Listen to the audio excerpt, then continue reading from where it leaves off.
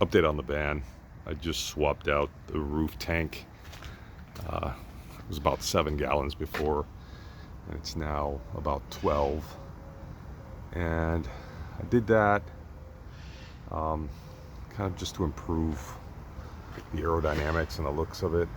As you recall, this is a 320 watt solar panel with a PVC water tank, and then kind of some cross members, 1/2 inch aluminum. I use this as a functional roof rack. It can carry 16-foot planks. The solar, of course, charges my primary battery, which is a 155 amp hour I squeezed into the front. I don't have an auxiliary battery.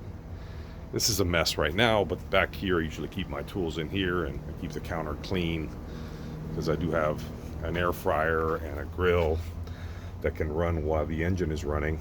Right now my battery at 14 volts doing really good. Big refrigerator that I can run 24/7. Never an issue when I'm driving around.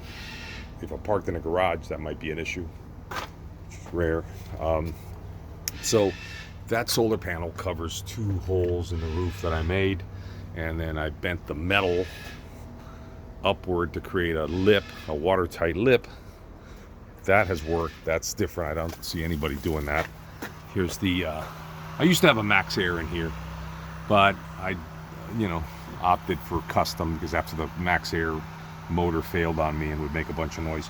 So right now, I mean, the way this is configured, and this is just temporarily here, bare metal floor and just cushions that I turn into a couch, a seat, or a bed. And then I just have this access to the outside. In here, I'm usually, if I'm to sit, nothing's more comfortable than the front seat, and I can quickly spin into the front and go in and out as I need to.